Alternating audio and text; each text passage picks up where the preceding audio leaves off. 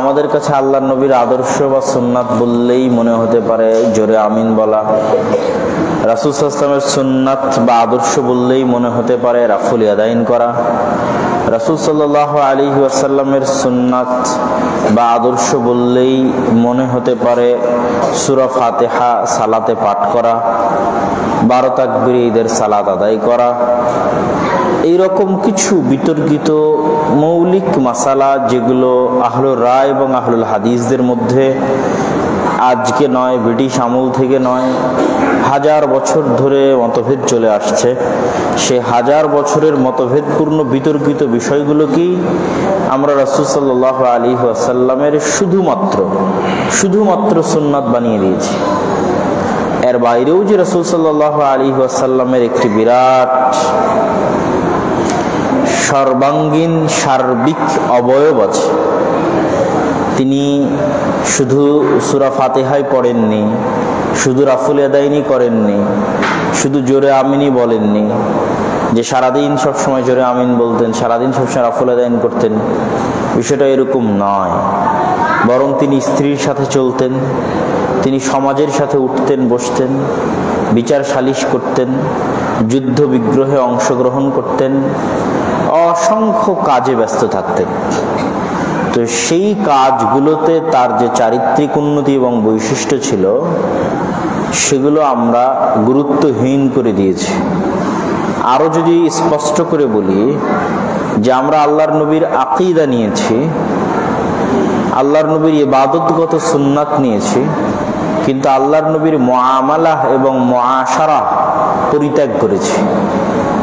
মুআমালা মানে এক মানুষ আর এক মানুষের সাথে কিভাবে কথা বলবে, মুআশারা এক মানুষ আর এক মানুষের সাথে কিভাবে ব্যবহার করবে, স্ত্রীর সাথে কেমনে, ভাইয়ের সাথে কেমনে, দিনী ভাইয়ের সাথে কেমনে, পাড়া প্রতিবেশীর সাথে কেমনে, দোকানদার তার গ্রাহকের সাথে কেমন ভাবে ব্যবহার করবে, একজন দায়িত্বশীল নেতৃস্থানীয় ব্যক্তি তার অধীনস্থ ব্যক্তির উপর কিভাবে ব্যবহার করবে, এগুলো সব আমাদের কাছে গুরুত্বহীন, এগুলোর কোনো গুরুত্ব আমাদের কাছে নাই। অথচ যে বেসিক ভিত্তির উপর ইসলাম দাঁড়িয়ে আছে, যে বেসিক মূলনীতির উপর ইসলাম দাঁড়িয়ে আছে, তার সবচেয়ে বড় মূলনীতি হচ্ছে ন্যায়পরায়ণতা, ইনসাফ। এবং স্বয়ং আল্লাহ সুবহানাহু ওয়া তাআলার সবচেয়ে বড় বৈশিষ্ট্য সকল ক্ষেত্রে সেটি হচ্ছে ন্যায়পরায়ণতা। আল্লাহ সুবহানাহু ওয়া তাআলা বলেন, ইন্নী হারামতু যুলমা আলাইয়া, আমি আমার উপর অত্যাচারকে হারাম করেছি। তথা আমার দ্বারা পৃথিবীর কোনো বান্দা কোনো প্রাণী অত্যাচারিত হবে, পৃথিবীর কোনো বান্দা কোনো প্রাণী তার হক থেকে বঞ্চিত হবে, এটা অসম্ভব।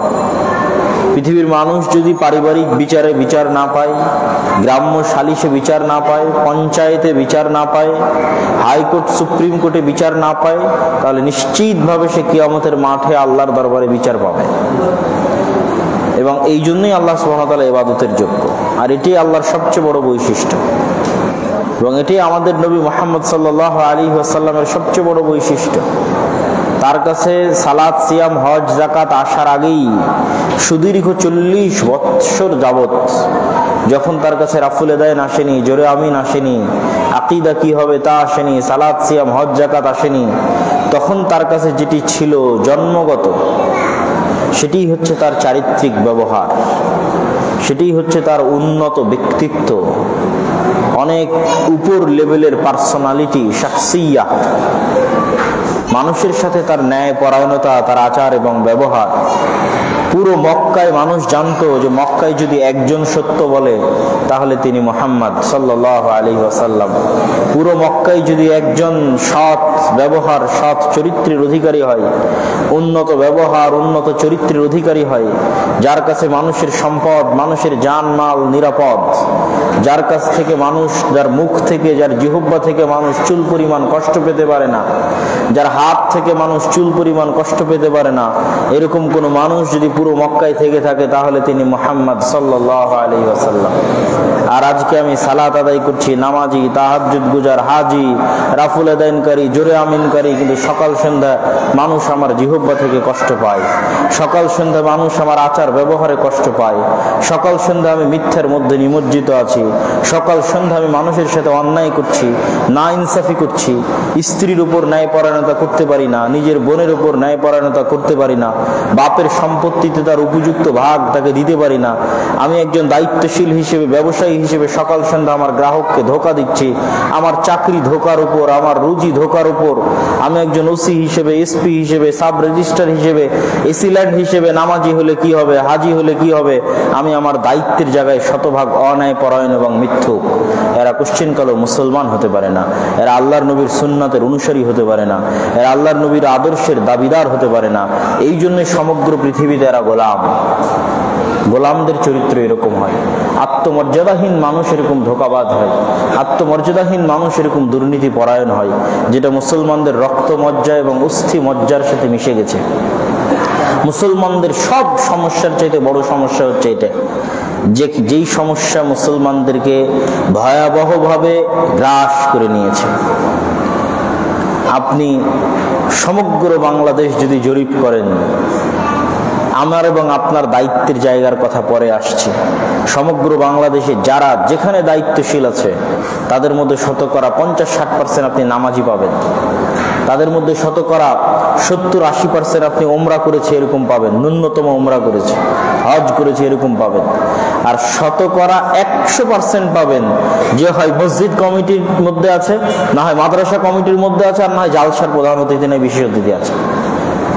শতকরা 100 জনে 100 জনে, কিন্তু শতকরা 0%, সেই সিল্যান্ড হোক, সাব রেজিস্ট্রার হোক, এসপি হোক, ওসি হোক, মন্ত্রী হোক, সচিব হোক, আওয়ামী লীগের নেতা হোক, বিএনপির নেতা হোক, সাধারণ দায়িত্বশীল হোক, মসজিদের কমিটি হোক, মাদ্রাসার কমিটি হোক, পরিচালক হোক, প্রধান শিক্ষক হোক, শতকরা 0% যে বলতে পারবে তার দায়িত্বের জায়গায় সে শতভাগ সৎ, তার দায়িত্বের জায়গায় সে শতভাগ ন্যায়পরায়ণ, কাউকে কারো হক থেকে বঞ্চিত করেন, যার যেটা প্রাপ্য ছিল, যেটা সত্য ছিল সেটাই প্রতিষ্ঠা করেছে। এরকম 0% পাবেন। এটা হলো মুসলমানদের অবস্থা। এবং যখন দেশের বাইরে যাবেন, ইউরোপ আমেরিকায় যাবেন, আরো বেশি দেখতে পাবেন। ইউরোপ আমেরিকায় দেখবেন সবচেয়ে বেশি মিথ্যা বলছে কে? মুসলমান। সবচেয়ে বেশি ধোঁকা দিচ্ছে কে? মুসলমান। সবচেয়ে বেশি দুর্নীতি করছে কে? মুসলমান। যার আমল ঠিক নাই, যার আকীদা ঠিক নাই, অন্তত মিথ্যা বলা জানে না, তথা বিধর্মীদের কথা বলতেছে, অন্তত দুর্নীতি করা জানে না। তাহলে আপনি মাজলুম হবেন না তো কে মাজলুম হবে, আপনি গোলাম হবেন না তো কে গোলাম হবে। এই জন্য রাসূল সাল্লাল্লাহু আলাইহি ওয়াসাল্লামকে যে আমরা সীমাবদ্ধ করে দিয়েছি, এই সীমাবদ্ধতা থেকে বের হয়ে আসতে হবে। রাসূল সাল্লাল্লাহু আলাইহি ওয়াসাল্লামের চরিত্রের ব্যাপক দিক আছে, সেই ব্যাপক দিকগুলো আমরা অবহেলার দৃষ্টিতে দেখছি। সম্মানিত উপস্থিতি, এই জন্য দাওয়াতি কাজের ক্ষেত্রে, মানুষের সাথে উঠা বসার ক্ষেত্রে, চরিত্রের ক্ষেত্রে আমাদেরকে যার পর নাই সতর্ক হতে হবে। যেমন ব্যক্তি পর্যায়ে আমি এবং আপনি মনে করতে পারি, মাপতে পারি নিজেকে, প্রত্যেক ব্যক্তিকে রাসূল সাল্লাল্লাহু আলাইহি ওয়াসাল্লাম দায়িত্বশীল বলেছেন। কুল্লুকুম রাইন, তোমরা সবাই দায়িত্বশীল। কার অধীনে যদি কেউ না থাকে তো আর নিজের দায়িত্বশীল, ও আর চোখের দায়িত্বশীল, ও আর হাতের দায়িত্বশীল, ও আর পায়ের দায়িত্বশীল, ও আর নফসের দায়িত্বশীল, ও আর জিহ্বার দায়িত্বশীল। তাহলে জিহ্বাকে সঠিক জায়গায় ব্যবহার করছে তো ন্যায়পরায়ণতা প্রতিষ্ঠা করছে। যার জন্য যতটুকু বলা দরকার ততটুকু বলছে তো ন্যায়পরায়ণতা প্রতিষ্ঠা করছে। যার জন্য যতটুকু বলার দরকার নয় তার চেয়ে বেশি বলছে অথবা কমতি করছে, অন্যায়পরায়ণতার মধ্যে চলে যাচ্ছে। ন্যায়পরায়ণতার সংজ্ঞা হচ্ছে যেই পাত্র যেখানে রাখার যোগ্য সেই পাত্রকে সেখানে রাখা। এই হাত যে যে কাজে ব্যবহার হওয়ার যোগ্য সেই কাজে ব্যবহার করছে তো ন্যায়পরায়ণতা প্রতিষ্ঠা করছে। যে কাজে ব্যবহার হওয়ার যোগ্য নয় সে কাজে ব্যবহার করছে তো অন্যায় করছে, জুলম করছে। এটা গেল আমি কারোর দায়িত্বশীল নই, তখনও দায়িত্বশীল। আর যখন আমি দায়িত্বশীল তখন আমার স্ত্রীর দায়িত্বশীল, আমার ছেলে মেয়ের দায়িত্বশীল, আমার বাপ মায়ের দায়িত্বশীল, আমার ভাই বোনের দায়িত্বশীল। তখন আপনি দায়িত্বশীল হিসেবে কতটা ন্যায়পরায়ণ, তাহলে বোঝা যাবে আপনি মুহাম্মদ সাল্লাল্লাহু আলাইহি ওয়াসাল্লামের কতটা অনুসারী। আপনি আপনার বোনকে বাপের সম্পত্তিতে ভাগ দিতে দেরি করেছেন, গড়িমসি করেছেন, আপনার বোনকে বাপের সম্পত্তিতে ভাগ দিতে গিয়ে দূরে কোথাও দিয়েছেন, কম দামি জমি দিয়েছেন, আপনারটা বেশি দামি জমি নিয়েছেন, তাহলে আপনি যত বড় তাহাজ্জুদ গুজার হন, আপনি অন্তত ন্যায়পরায়ণতা, সততা, ব্যক্তিত্বের জায়গায় মুহাম্মদ সাল্লাল্লাহু আলাইহি সাল্লামের অনুসারী নন। শুধু রাফুল আদায়ন করলে আল্লাহর নবীর অনুসারী হওয়া যায় না, শুধু জোরে আমিন বললে আল্লাহর নবীর অনুসারী হওয়া যায় না। চরিত্রে, ব্যক্তিত্বে, পার্সোনালিটিতে রাসূল সাল্লাল্লাহু আলাইহি ওয়াসাল্লামের অনুসারী হতে হবে। যে পুরুষের মেরুদণ্ডই মজবুত নয়, যে সত্য বলাই জানে না, ন্যায়পরায়ণতা প্রতিষ্ঠা করা জানে না, ও তো পুরুষই না, আর মেরুদণ্ড বাঁকা, ও কিভাবে রাসূল সাল্লাল্লাহু আলাইহি ওয়াসাল্লামের অনুসারী হওয়ার দাবি করতে পারে? যে সকাল সন্ধ্যা অর্থের কাছে বিক্রি হয়, সকাল সন্ধ্যা স্বার্থের কাছে বিক্রি হয়, এটাই মুসলমানদের সবচেয়ে বড় সমস্যা। 90%-এরও বেশি মুসলমান মিথ্যুক। ভোটের সময় আসলে আপনি দেখবেন সবাই মিথ্যা কথা বলতেছে গণহারে। মিথ্যা সবচেয়ে সহজ পাপ মুসলমানদের কাছে। সম্মানিত উপস্থিতি, তাহলে আপনি আপনার স্ত্রীর উপর ন্যায়পরায়ণতা করছেন কিনা, এটাও আপনার পরীক্ষা। এইভাবে মানুষ দায়িত্বশীল হতে হতে উপরে উঠতে থাকে। কমিটি, মসজিদ কমিটি, মাদ্রাসা কমিটি, যত উপরে উঠবে, যে দেশের প্রধানমন্ত্রী। ইসলামী রাষ্ট্র মানে কি? আমাদের মধ্যে ভুল ধারণা আছে, আমরা মনে করি ইসলামী রাষ্ট্র মানে এই শরীয়তলা মহল্লা ইসলামী হয়ে যাবে কখন? যখন শরীয়তলা মহল্লার সবাই মসজিদে নামাজ আদায় করতে আসবে। এটা ভুয়া কথা। এই শরীয়তলা মহল্লা ইসলামী হয়ে যাবে কখন? যখন এই শরীয়তলা মহল্লার সব মেয়েরা পর্দা করবে। এটা ভুয়া কথা। এই শরীয়তলা মহল্লা ওই দিন ইসলামী হবে যেদিন এই শরীয়তলা মহল্লায় কেউ কারো দ্বারা মজলুম হবে না, চুল পরিমাণ কেউ কারো হক থেকে বঞ্চিত হবে না। প্রত্যেক বান্দা, এই মহল্লায় বসবাস করা প্রত্যেক মানুষ তার নিজ নিজ হক, তার হক অনুযায়ী, তার ন্যায় বিচার অনুযায়ী, ন্যায় পরায়ণ অনুযায়ী বুঝে পাবে। ওই দিন এটা ইসলামী মহল্লা। বুঝেই না মানুষ ইসলাম কি জিনিস, মুসলমানেরা জানেই না ইসলাম কি জিনিস, ইসলাম কি আর বানিয়ে দিয়েছে কি। এই জন্য আগে বুঝতে হবে যে ইসলাম কি, ইসলামের রাষ্ট্র কি। এই রাষ্ট্রের সকল মানুষ নামাজি হলে ওই রাষ্ট্র ইসলামী রাষ্ট্র না। এই রাষ্ট্রের সকল মানুষ পর্দা করলে ওই রাষ্ট্র ইসলামী রাষ্ট্র না। ইসলামী রাষ্ট্র ওই রাষ্ট্র যেই রাষ্ট্রে তার নাগরিক চিকিৎসার অভাবে মারা যাবে না। ইসলামী রাষ্ট্র ওই রাষ্ট্র যেই রাষ্ট্রে তার নাগরিক খাদ্যের অভাবে মারা যাবে না। ইসলামী রাষ্ট্র ওই রাষ্ট্র যেই রাষ্ট্রের কোনো নাগরিক চুল পরিমাণ তার হক থেকে বঞ্চিত হবে না।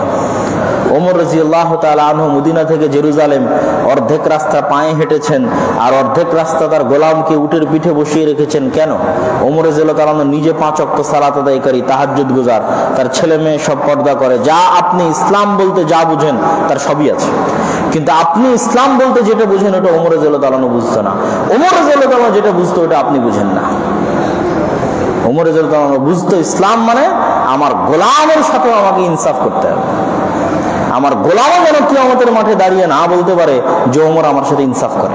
ভয়ঙ্কর এই দিন, অনেক অনেক শক্তিশালী এবং পাওয়ারফুল এবং ভয়ঙ্কর, যা আমাদের বুঝের বাইরে, চিন্তার বাইরে, যেটা আমরা ভাবিও না যে ইসলাম কি।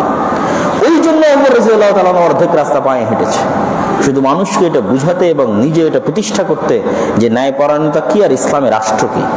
ইসলামী রাষ্ট্রে খলিফাতুল মুসলিমিন কর্তৃক খলিফাতুল মুসলিমিনের গোলামও শতভাগ ন্যায়পরায়ণতা পাবে। এটা হলো ইসলামী রাষ্ট্র। এটা হলো ইসলামী মহল্লা। শরীয়তুল ইসলামী মহল্লা হবে কখন? তখন। আর সকাল সন্ধ্যা মানুষ মিথ্যা নিয়ে ব্যস্ত, ধোঁকা নিয়ে ব্যস্ত, কথা দিয়ে কথা রাখে না। এই আবার কিসের মুসলমান, কিসের নামাজি, কিসের তাহাজ্জুদ গুজারের, সব মুনাফিক, বানু ইসরাইল। আমি বহু বক্তব্যে বলেছি যে এই যুগের মুসলমানেরা বানু ইসরাইল হয়ে গেছে, এবং এটা আমি ইউরোপে গিয়ে নিজে চোখে দেখে এসেছি যারা বানু ইসরাইল হয়ে গেছে। এই জন্য এরা গোলাম। এবং বানু ইসরাইলের প্রত্যেক ওই স্বভাব যা আল্লাহ কোরআনে বলেছে তার প্রত্যেকটা স্বভাব মুসলমানদের মধ্যে বিরাজমান আছে। আর মুহাম্মদ সাল্লাল্লাহু আলাইহি ওয়াসাল্লাম এবং তার সাহাবীরা যে উন্নত চরিত্রের অধিকারী ছিল, আর একটা চরিত্র মুসলমানদের মধ্যে নাই। হ্যাঁ, ঠিকই আছে, আমরা আকীদা এবং আমল নিয়ে মারামারি, গন্ডগোল সবই আছে, কিন্তু রাসূল সাল্লাল্লাহু আলাইহি ওয়াসাল্লামের যে উন্নত চরিত্র ছিল এর একটাও নাই। সাহাবীদের যে উন্নত চরিত্র ছিল এর একটাও নাই। এই জন্য এত ক্যামেরা দিয়েও অত মানুষ দলে দলে ইসলাম গ্রহণ করে না। যখন ক্যামেরা ছিল না, মিডিয়া ছিল না, তখন শুধু মানুষের সাহাবীদের চরিত্র দেখে যত মানুষ দলে দলে ইসলাম গ্রহণ করেছে। গোটা বাংলাদেশ মুসলমান হয়ে গেছে। তখন কোনো মিডিয়া ছিল না, কিছু ছিল না, শুধু যে মানুষগুলো এসেছে তাদের ন্যায় পরায়ণতা, তাদের সত্যবাদিতা দেখে ইসলাম ধর্ম গ্রহণ করেছে। আপনি ইসলামের ইতিহাস পড়ে দেখেন, স্পেনের মুসলমানেরা কেন ইসলাম গ্রহণ করেছিল? স্পেনে তারা মাজলুম ছিল, তাদের হক, তাদের অধিকার দেওয়া হতো না।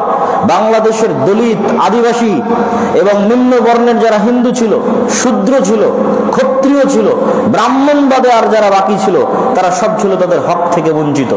যখন তারা দেখলো একমাত্র ইসলামে মানুষকে সমানভাবে হক দেওয়া হয়, একমাত্র ইসলামে কেউ মাজলুম হয় না, একমাত্র ইসলামে সত্য কথা বলা হয়, তখন ওরা এই ব্রাহ্মণ্যবাদীদের অত্যাচার থেকে বাঁচতে ইসলাম গ্রহণ করেছে। ইসলাম সারা পৃথিবীতে তার চরিত্রিক গুণাবলী দিয়ে ছড়িয়ে গেছে।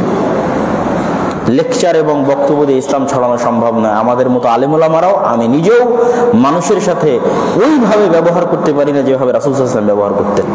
ওই ন্যায় পরায়ণতা, ওই আমানতদারিতা, ওই সততা নাই যেটা মুহাম্মদ সাল্লাল্লাহু আলাইহি ওয়াসাল্লামের মধ্যে ছিল। এই জন্য আমরা গোলাম আছি এবং এই গোলামি ততদিন বহাল থাকবে যতদিন এই চারিত্রিক পরিবর্তন না আসছে। আর এই গোলামি কেন আসছে এটাও আমি গবেষণা করে বের করেছি। সেটা হচ্ছে এই চারিত্রিক অধঃপতন এসেছে দীর্ঘ গোলামির কারণে। ব্রিটিশ কলোনিয়াল সিস্টেম, ঔপনিবেশিক শাসন আমলের দীর্ঘ 300 বছর আমরা ব্রিটিশদের গোলাম ছিলাম।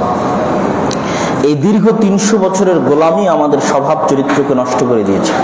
এটা আমি কখন অনুভব করেছি? যখন দেখেছি যে আমাদের বাঙালিদের, ইন্ডিয়ান, পাকিস্তানি মুসলমানদের স্বভাব চরিত্রের চাইতে আফ্রিকান দেশের আরো বহু মুসলমান আছে যাদের স্বভাব চরিত্র তুলনামূলক আরো বেশি খারাপ।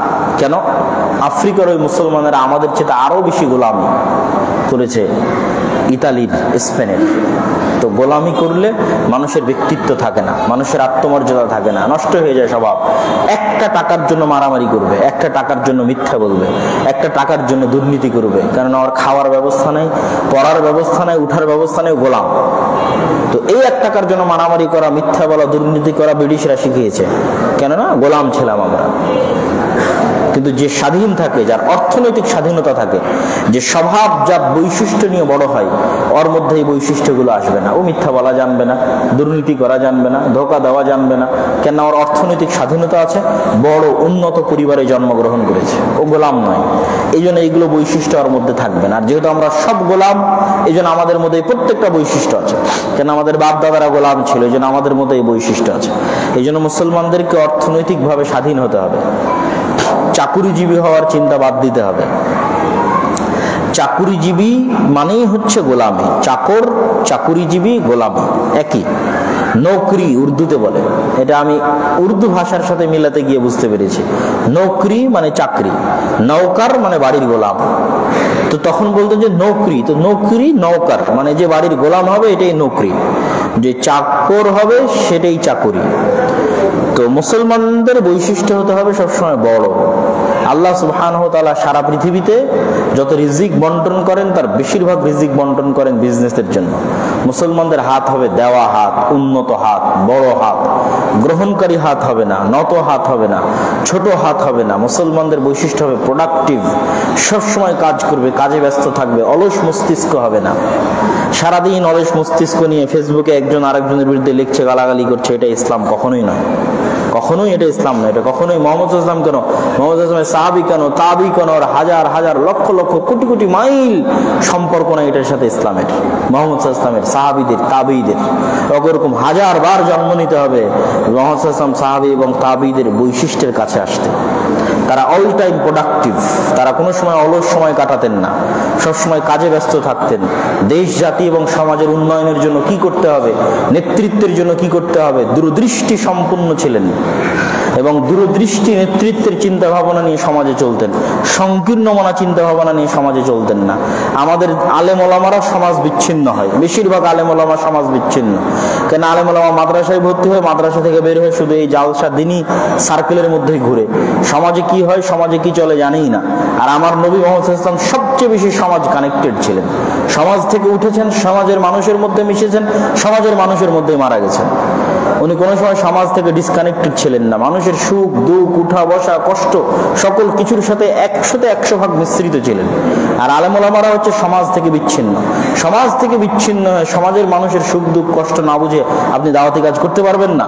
আপনি এই প্রজন্ম, এই জাতিকে সংশোধন করতে পারবেন না। সম্মানিত উপস্থিতি। তো আমি রাসূল সাল্লাল্লাহু আলাইহি ওয়াসাল্লামের আদর্শের মধ্যে আজকে আমার বক্তব্যের যে বিষয় ছিল, এই আদর্শের মধ্যে আমি আল্লাহর নবীর চারিত্রিক আদর্শকে ফুটিয়ে তোলার চেষ্টা করেছি। শুধু এটা আল্লাহর নবীর চারিত্রিক আদর্শ নয়, এটা আল্লাহ সুবহানাহু ওয়া তাআলারও চারিত্রিক আদর্শ। আল্লাহ সুবহানাহু ওয়া তাআলার চারিত্রিক আদর্শ কিভাবে, যেমন উনি সূরা নূহের আয়াত তেলাওয়াত করলেন। চলে গেছেন কি উনি? না আছে মুজাম্মিল ভাই, চলে যাও। উনি সূরা নূহের আয়াত তেলাওয়াত করলেন যে ইয়া কওমি ইস্তাগফিরু রাব্বাকুম ইন্নাহু কানা গাফফারা, তোমরা আল্লাহর নিকটে ক্ষমা চাও। তা আল্লাহর নিকটে ক্ষমা চাইলে আল্লাহ কখনোই বলবে না যে তুই এত বড় অপরাধ করেছিস, তোর আবার কিসের ক্ষমা, এত বড় অপরাধীর কোনো ক্ষমা নাই। তো আল্লাহ সুবহানাহু ওয়া তাআলার চরিত্র কত উন্নত, কত মহান, যে ইন্নাহু কানা গাফফারা, তিনি হচ্ছেন ক্ষমাশীল, উদার। আর আমরা হচ্ছে একদিন মনোমালিন্য হলে আর একদিন ক্ষমা করতে পারি না। হ্যাঁ ওটাই বলছি, একদিন মনোমালিন্য হলে আরেকদিন ক্ষমা করতে পারি না। যত সমস্যা মুসলমানদের মধ্যে বিরাজমান, আমার ছোট্ট গবেষণায় শুধু একটা কারণে মুসলমানদের মধ্যে সমস্যা বিরাজমান। আলেম ওলামার মধ্যে মতভেদ বলেন, সংগঠনের মধ্যে মতভেদ বলেন, দেশের মধ্যে মতভেদ বলেন, মাদ্রাসার মধ্যে মতভেদ বলেন, দলের মধ্যে মতভেদ বলেন, মসজিদে মতভেদ বলেন, প্রত্যেকটা জায়গায় মতভেদ শুধু একটা কারণে বিরাজমান, সেটা হচ্ছে ন্যায়পরায়ণতা না থাকা। কেউ না কেউ ন্যায়পরায়ণতায় ত্রুটি করেছে, কেউ না কেউ। হয় সংগঠনের যিনি দায়িত্বশীল উনি ন্যায়পরায়ণতা করতে পারেনি, মানে যে কর্মীকে যতটুকু মূল্যায়ন করা দরকার অতটুকু মূল্যায়ন করতে পারেনি। যে কর্মী বেশি চামচামি করেছে, বেশি সার করেছে, বেশি নমনম করেছে, ওকেই সভাপতি করে দিয়েছে। কথা বুঝতে পারেননি? তাহলে ও ন্যায়পরায়ণতা প্রতিষ্ঠা করতে পারেনি, জন্য দল ভেঙে গেছে, সমস্যা তৈরি হয়েছে, মনোমালিন্য তৈরি হয়েছে। যে মাদ্রাসার পরিচালক, যে শিক্ষক যতটুকু ন্যায়পরায়ণতা পাওয়ার যোগ্য অতটুকু ন্যায়পরায়ণতা তার উপর করেনি, তখন মাদ্রাসায় সমস্যা তৈরি হয়েছে। মুসলমানদের যত সমস্যা আছে সব সমস্যার মূলে হচ্ছে মুসলমানেরা ন্যায়পরায়ণতার গুরুত্ব জানে না, ন্যায়পরায়ণতার চর্চা নাই। এই জন্য আমি বলেছি এদেশের কোনো সংগঠন, কোনো দল, কোনো আলেম অন্তত রাষ্ট্র পরিচালনার দায়িত্ব নেওয়ার অযোগ্য। কেন রাষ্ট্র পরিচালনার দায়িত্ব নিতে হলে সবার আগে আপনার মধ্যে ন্যায়পরায়ণতার বৈশিষ্ট্য থাকতে হবে। আপনি আপনার দলই ন্যায়পরায়ণতা প্রতিষ্ঠা করতে পারেননি, তো রাষ্ট্রে কি ন্যায়পরায়ণতা প্রতিষ্ঠা করবেন? কালকে রাষ্ট্রের দায়িত্ব পেলে আপনি সবচেয়ে বেশি অন্যায়পরায়ণ হবেন। কাউকে যোগ্যতা অনুযায়ী দায়িত্ব দিতে পারবেন না, যেটা অন্তত পাশ্চাত্যদের বৈশিষ্ট্য আছে, যে অন্তত যে যতটুকুর যোগ্য, কোনো মামা খালু টাকা পয়সা ছাড়া আর চাকরি হয়ে যাবে, কোনো প্রকার লিঙ্ক ওয়াস্তা ছাড়া চাকরি হয়ে যাবে। তো আপনি তো আপনার দলেই ন্যায়পরায়ণতা প্রতিষ্ঠা করতে পারেনি, তো রাষ্ট্রে কি ন্যায়পরায়ণতা প্রতিষ্ঠা করবেন? আপনি আপনার মাদ্রাসায় ন্যায়পরায়ণতা প্রতিষ্ঠা করতে পারেনি, তো রাষ্ট্রে কি ন্যায়পরায়ণতা প্রতিষ্ঠা করবেন? আপনি আপনার পরিবারে ন্যায়পরায়ণতা প্রতিষ্ঠা করতে পারেনি, তো রাষ্ট্রে কি ন্যায়পরায়ণতা প্রতিষ্ঠা করবেন? এই জন্য আমি যদি এটা বুঝাতে না পারি তাহলে এটা আমার ব্যর্থতা। আগে বহুদিন আপনার হাদিস পাঠ করেছি যে সাবাতু ইউদিল্লাহুমুল্লাহ ইয়াউমা লা দিল্লা ইল্লা দিল্লু, 7 শ্রেণীর মানুষকে আল্লাহ আরশের ছায়া দিবে। তার 1 নম্বরে আছে ইমামুন আদিল, ন্যায়পরায়ণ শাসক। তো আগে শুধু অনুবাদ করে চলে গেছি, কিন্তু ইউরোপ থেকে ঘুরে আসার পর আশ্চর্য হই, এই হাদিস পড়লে আশ্চর্য হই, কেমনে আল্লাহর নবী বললেন যে 7 শ্রেণীর মানুষকে কিয়ামতের মাঠে আল্লাহর বিশেষ ছায়া দেওয়া হবে, তার 1 নম্বর হচ্ছে যে ন্যায়পরায়ণ। বলেন আল্লাহু আকবার। তার 1 নম্বর হচ্ছে যে ন্যায়পরায়ণ দায়িত্বশীল, মানে কমিটির সভাপতি। যে কমিটির সভাপতি তার ইমাম, মুয়াজ্জিন, মুসাল্লি সবার প্রতি ন্যায়পরায়ণতা প্রতিষ্ঠা করতে পেরেছে, কিয়ামতের মাঠে আল্লাহর বিশেষ ছায়া পাবে। তাহলে তাহাজ্জুদ গুজারের চাইতে শ্রেষ্ঠ, এই সালাত আদায়কারীর চাইতে শ্রেষ্ঠ, এই সিয়াম পালনকারীর চাইতে শ্রেষ্ঠ, সকলের চাইতে শ্রেষ্ঠ। কেন বাকি স্তরগুলো পরে আসতেছে। যার অন্তর মসজিদের সাথে সম্পৃক্ত তার নাম্বার আসতেছে 3-4-এ, আর সবার আগে কার নাম্বার এসেছে?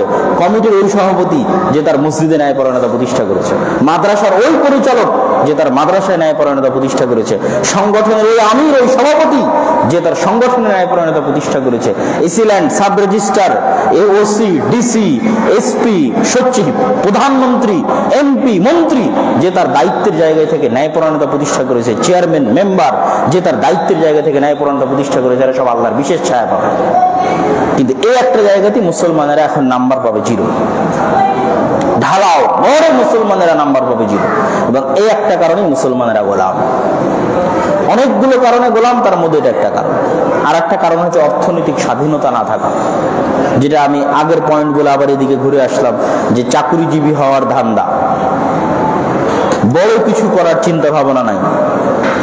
এটা হচ্ছে অর্থনৈতিক স্বাধীনতাকে লিমিটেড করে দিয়েছে মুসলমানদের জন্য। এবং সুদ প্রত্যেক মানুষের অর্থনৈতিক স্বাধীনতাকে নষ্ট করে। সুদ প্রত্যেক মানুষকে গোলাম বানায়। প্রত্যেক মানুষকে বলেছি, মুসলমানকে বলিনি। একটা হিন্দুকে গোলাম বানায় সুদ, একটা খ্রিস্টানকে গোলাম বানায় সুদ, একটা ইহুদিকে গোলাম বানায় সুদ। এই যে পাশ্চাত্যের একটু হলেও সুনাম করে দিলাম, কি সুনাম করলাম? যে ওরা অন্তত মুসলমানদের মতো মিথ্যা বলে না, মুসলমানদের মতো অন্যায় করে না, ন্যায় পরায়ণতা আছে। কিন্তু যতই দেখেন আপনি পাশ্চাত্যের এই চাকচিক্যের মধ্যে একটা ফাঁক আছে। পাশ্চাত্যের এই যে চাকচিক্য, যে হ্যাঁ আপনি আপনার যোগ্যতা অনুযায়ী মর্যাদা পাবেন, আপনি অন্তত বিনা চিকিৎসায় ইংল্যান্ড আমেরিকায় মারা যাবেন না, প্রধানমন্ত্রী যেই রকম চিকিৎসার সুবিধা পাবে আপনি ওই চিকিৎসার সুবিধা পাবেন, আপনি অন্তত বিনা খাবারে মারা যাবেন না, রাষ্ট্র আপনার দায়িত্ব পালন করবে। কিন্তু ওর মধ্যে একটা ফাঁক আছে, সেটা হচ্ছে অর্থনৈতিক স্বাধীনতা না থাকা। কেননা এমন সিস্টেমে রাষ্ট্র তৈরি হয়েছে, আপনি একটা সারা জীবন চেষ্টা করে একটা বাড়ি কিনতে পারবেন না সুদের ভিত্তিতে লোন না নিলে। বাড়ি করতে পারবেন না, একটা গাড়ি কিনতে পারবেন না সুদের ভিত্তিতে লোন না নিলে। এটা হচ্ছে অর্থনৈতিক স্বাধীনতাকে লিমিটেড করে দেওয়া, সুদের মাধ্যমে আপনার পায়ে গোলামির জিঞ্জির আটকে দেওয়া। তো সুদের মাধ্যমে গোলামির জিঞ্জির শুধু মানুষের পায়ে আটকানো যায় না, দেশের পায়েও আটকানো যায়। পাকিস্তান বাংলাদেশের মতো থার্ড ওয়ার্ল্ড কান্ট্রি, এই যে ফিলিস্তিনে লক্ষ লক্ষ কোটি কোটি মুসলমানকে হত্যা করা হয়েছে, কেউ কথা বলে না কেন? ওই যে হাজার হাজার মুসলমানের পায়ে, আর এই যে 50-এর অধিক মুসলমান দেশের পায়ে সুদের অর্থনৈতিক গোলামির জিঞ্জির পরানো আছে। তো কি কথা বলবে? এটা যে গোলামির জিঞ্জিরের একটা বড় মাধ্যম হচ্ছে সুদ। গোলামির জিঞ্জিরের একটা বড় মাধ্যম হচ্ছে মুসলমানই মারামারি কাটাকাটি। যেমন আব্দুর রহিমের সাথে গল্প হলো, আব্দুর রহিম বলতেছে যে এই যে তারা ত্রাণ পাঠাচ্ছে ফিলিস্তিনের মুসলমানদের জন্য, তো এই ত্রাণের মধ্যেও এমন এমন সিন্ডিকেট আছে যে মুসলমানের রক্ত বিক্রি করে খেয়ে নেবে। মুসলমানের রক্ত বিক্রি করে খাবে, দালালি করে, ধোকা দিয়ে, মিথ্যা বলে। এই ত্রাণে মানে যেখানে ফিলিস্তিনের মুসলমান মারা যাচ্ছে তাকে আপনি খাবার পাঠাবেন, এই খাবারের মধ্যে এমন সিন্ডিকেট আছে ফিলিস্তিন এবং মিশরে, সবই মুসলমান আর এক মুসলমানের রক্ত বেঁচে খেয়ে নেবে। তো আব্দুর রহিম আমাকে বলতেছে যে আমি ত্রাণের কাজ করতে গিয়ে তোমার ওই বক্তব্য বুঝতে পারলাম, তুমি যে বলো মুসলমানেরা সব বানু ইসরাইল হয়ে গেছে, তো এই কথা ঠিক। আমি এই কাজ করতে গিয়ে বুঝতে পারতেছি যে হ্যাঁ মুসলমানেরা সব বানু ইসরাইল হয়ে গেছে। এর আর এক মুসলমান ভাইয়ের রক্ত বেঁচে খেয়ে নিবে একটা টাকার জন্য, আর এক মুসলমান ভাইকে হত্যা পর্যন্ত করে দিবে একটা টাকার জন্য। তো এরা গোলাম হবে না তো কারা গোলাম হবে? এই জন্য সব বাদ দিয়ে আগে মেরুদণ্ড শক্ত করতে হবে, না হলে কিন্তু গোলামি থেকে মুক্তি হবে না। গোলামি থেকে মুক্তি চাইতে হলে কি করতে হবে? আপনার সন্তান, পরবর্তী প্রজন্ম নিজের মেরুদণ্ড শক্ত। মেরুদণ্ড শক্ত মানে মরলেও মিথ্যা বলবে না, মরলেও মিথ্যার কাছে কম্প্রোমাইজ করবে না, মরলেও অন্যায়পরায়ণ হবে না। যেখানে যাক, ও যে অবস্থাতেই থাক, ও যদি নেতা হতে চায়, দেশ জাতিকে গোলামি থেকে বাঁচাতে চায়, তার মেরুদণ্ড শক্ত হতে হবে। পদত্যাগ পত্র দিয়ে চলে আসবে, কিন্তু অন্যায়পরায়ণ হবে না। সে সামান্য যেখানে দায়িত্ব পালন করুক না কেন, এটাই মুসলমানদের সবচেয়ে বড় সমস্যা আজকের পৃথিবীতে। এবং মুসলমানেরা যদি তার গোলামি থেকে মুক্তি পেতে চায়, এটা দিয়েই শুরু করতে হবে। শপথ করতে হবে, মরে গেলেও মিথ্যা বলবো না, সত্য বলবো। আলেম ওলামাদের শপথ করতে হবে, মরে গেলেও মিথ্যা বলবো না, সত্য বলবো। সব সংগঠনের দায়িত্বশীল নেতা, মাদ্রাসার পরিচালক, এদের শপথ করতে হবে, মরে গেলেও অন্যায়পরায়ণ হব না। আমার কর্মী, অধস্তন, দায়িত্বশীল শিক্ষক সকলের প্রতি ন্যায়পরায়ণ হবে। ওই সালাত, ওই সিয়াম, ওই তাহাজ্জুদ দিয়ে এরা মানুষকে গোলামি থেকে মুক্তি দিতে পারবে না। কিন্তু যেদিন এরা ন্যায়পরায়ণতা প্রতিষ্ঠা করতে পারবে, অটোমেটিক এরাই নেতা হয়ে যাবে, দেশ পরিচালনা করবে, আল্লাহ নেতা বানিয়ে দিবে, আল্লাহ সুবহানাহু ওয়া তাআলা দায়িত্ব দিয়ে দিবে, গোলামি থেকে মুক্তি দিয়ে দিবে।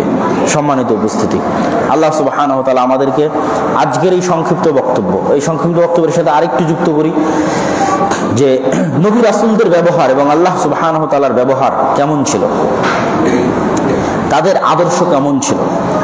আল্লাহ সুবহানাহু ওয়া তাআলা পবিত্র কোরআন মাজিদে দাওয়াতি কাজ করতে গিয়ে কখনো সাধারণ মুসলমান তো দূরের কথা, কখনো ইহুদি, খ্রিস্টান, মাজুসি, কুফফার, মুশরিক কাউকে ছোট করে আঘাত দিয়ে কথা বলেননি। আপনি পুরো কোরআন তন্ন তন্ন করে খুঁজবেন, কোথাও না। আল্লাহ সুবহানাহু ওয়া তাআলা যখন ইহুদিদের এবং খ্রিস্টানদের দাওয়াত দিয়েছে তখন সম্মান করে বলেছে, ইয়া আহলাল কিতাব, হে কিতাবের অনুসারীরা, তোমাদেরকে আমি তাওরাত দিয়েছি, ইনজিল দিয়েছি, তোমরা সম্মানিত। যখন ইহুদিদের দাওয়াত দিয়েছে তখন বলছে, ইয়া বানি ইসরাঈল আযকুরু নি'মাতি আল্লাতী আন'আমতু আলাইকুম, হে বনি ইসরাঈলেরা, তোমরা হচ্ছে ইসরাঈলের সন্তান, ইয়াকুবের সন্তান, ইয়াকুব আলাইহিস সালাতু ওয়াস সালামের সন্তান। সম্মান দিয়ে আল্লাহ সুবহানাহু ওয়া তাআলা তাদেরকে ডেকেছে।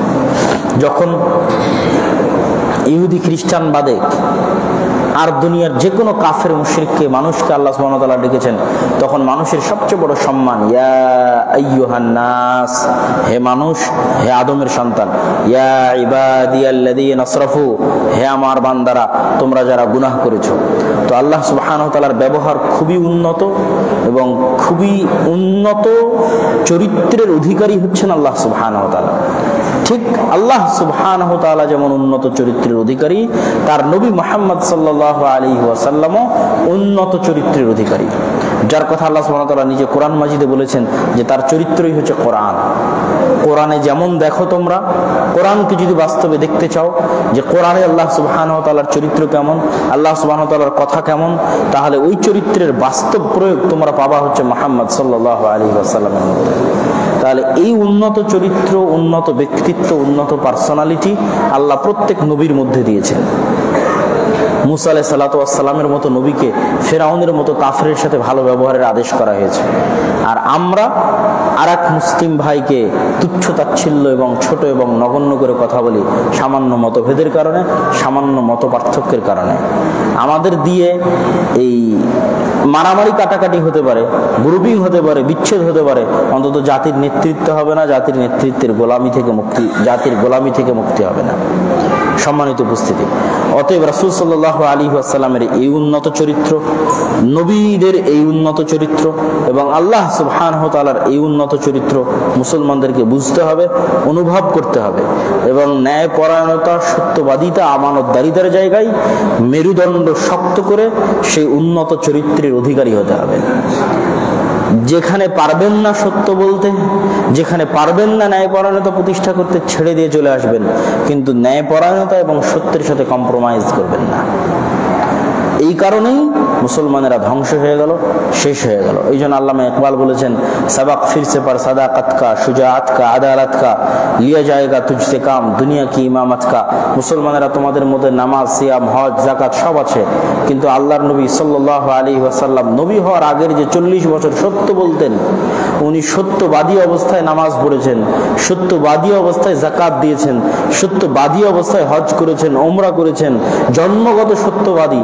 আল্লাহর নবীর ওই জন্মগত সত্যবাদিতার বৈশিষ্ট্য তোমাদের মধ্যে নাই। তোমরা মিথ্যুক অবস্থায় নামাজ পড়ো, মিথ্যুক অবস্থায় যাকাত দাও, মিথ্যুক অবস্থায় হজ করো, মিথ্যুক অবস্থায় ওমরা করো। এই মিথ্যুক অবস্থায় হজ ওমরার কোনো দাম নাই। তোমাদের মধ্যে সবই আছে, মুহাম্মদ সাল্লাল্লাহু আলাইহি ওয়াসাল্লামের ওই ন্যায়পরায়ণতা নাই। মুহাম্মদ সাল্লাল্লাহু আলাইহি ওয়াসাল্লাম সালাত আদায় করেছেন শতভাগ ন্যায়পরায়ণ অবস্থায়, যাকাত দিয়েছেন ন্যায়পরায়ণ অবস্থায়, তিনি রাতে উঠে তাহাজ্জুদের সালাত আদায় করেছেন মানুষের সাথে ন্যায়পরায়ণ থাকা অবস্থায়, তিনি দান সাদাকা করেছেন ন্যায়পরায়ণ থাকা অবস্থায়, হজ ওমরা করেছেন ন্যায়পরায়ণ থাকা অবস্থায়। আর তোমাদের এই প্রত্যেকটা ইবাদত তোমরা এমন সময় করছো যখন তোমরা দুনিয়ার হাজারো মানুষ, হাজারো ব্যক্তি, হাজারো আত্মীয় স্বজন, পাড়া প্রতিবেশীর সাথে তোমরা অন্যায়পরায়ণ, নিজের স্ত্রী, নিজের ভাই বোন, ছেলে মেয়ে, অধীনস্থ কর্মকর্তা কর্মচারীর প্রতি তোমরা অন্যায়পরায়ণ।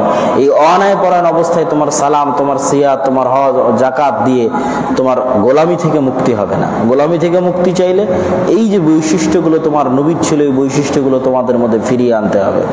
সম্মানিত উপস্থিতি, আল্লাহ সুবহানাহু ওয়া তাআলা আমাদেরকে আজকের এই সংক্ষিপ্ত আলোচনা বুঝে, আমি দুই একটা প্রশ্নের জন্য সুযোগ দিব আপনাদেরকে, এবং রাত যেহেতু গভীর এই জন্য আলোচনা লম্বা করতে ইচ্ছুক নই, 12টার আগে শেষ করে দিতে ইচ্ছুক।